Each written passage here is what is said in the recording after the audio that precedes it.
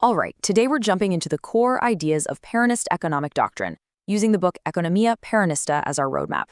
Now, this presents a pretty unique vision, one that really tried to carve out its own path in a time of huge ideological clashes. You have to understand that this whole idea is framed as an answer to one of the biggest questions of the 20th century. Are we just stuck in this endless tug of war between individualist capitalism and state-run collectivism? Or could there actually be a third way? And this is the central metaphor the source uses to frame the problem. It's this idea of history as a pendulum, just constantly swinging from one extreme to the other. The whole point of this third position is to find a stable spot right there in the middle and stop those wild, destructive swings. So, before we can really get what this third position is all about, we have to look at the two big ideas it's pushing back against, the dominant systems of the time. So on one hand, you've got capitalism, where, according to this doctrine, the whole point of the economy is to make the individual capitalist richer. And on the other hand, you have collectivism, where the economy's job is to make the state richer. Now, notice what's missing in both. According to this view, the well-being of the actual community isn't the number one goal in either system.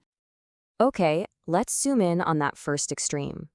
The book spends a good amount of time breaking down what it sees as the essential problems with a purely capitalist system. I mean, that's a pretty powerful and direct way to put it, right? The argument here is that when individual profit is the only thing that matters, it just inevitably leads to the dehumanization of workers.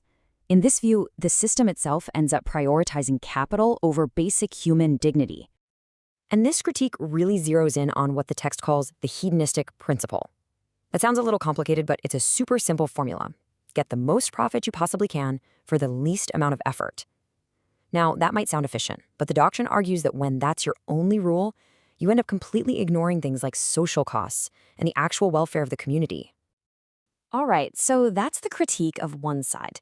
Now, let's swing that pendulum over to the other extreme and see how the doctrine portrays the collectivist alternative. And you can see the critique is just as sharp here.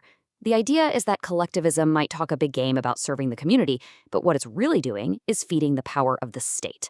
And the price for that is individual freedom. So you see the parallel they're drawing? It's pretty direct. If capitalism leads to exploitation by capital, well, collectivism just swaps out the boss. Now you're being exploited by the state. The argument is that in both cases, the individual is just serving some larger impersonal force. Okay, so we've seen the two extremes that this doctrine says are flawed. So what's the answer? Well, this is where the book lays out its solution, the Peronist third position. Now, this is the absolute core of the whole idea. It takes the capitalist formula and just flips it completely on its head. Instead of the economy existing to serve capital, capital has to serve the economy. And this is the most important part. The entire economy has to serve one single goal: social well-being. That's the whole thesis right there. So the goal here isn't just about money or production. It's bigger than that. It's about finding that sweet spot, that harmony between the rights and needs of you as an individual and the good of the community as a whole. And the mechanism to get there? They call it social justice. But, that sounds great in theory, right? How do you actually make a social economy happen? This isn't about rigid government control, but it's not about a total free-for-all either. The method they propose is called economic conduction. Think of economic conduction as a middle path for management. It's not the iron-fisted control of collectivism, and it's not the totally hands-off approach of pure capitalism.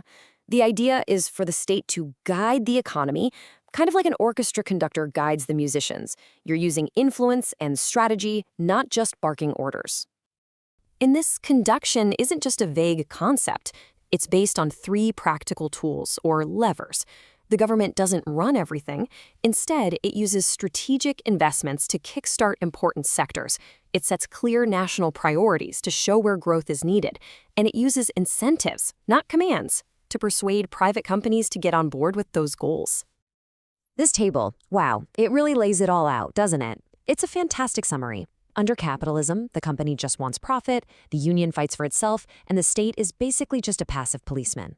Then you jump over to collectivism, and the state controls everything. But in the Peronist model, everyone has a cooperative role.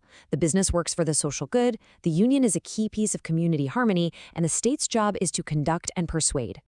And it's so important to get this. This whole economic idea isn't supposed to exist in a bubble. It's meant to be just one piece of a much bigger puzzle, a vision for an organized community where the economy, social issues, and politics are all tangled together as part of one single national project. So after all that, what's the point? What's the end game for this whole system? Well, according to the source, it all boils down to one simple, powerful phrase: achieving the happiness of the people, and through that, the greatness of the nation. And that, of course, leaves us with a really big, fascinating question to think about. This whole philosophy is built on finding that perfect point of balance. So the real challenge it presents, and the question I'll leave you with, is this: how can a system of conduction successfully navigate that deep, constant tension between individual liberty and the pursuit of collective national goals?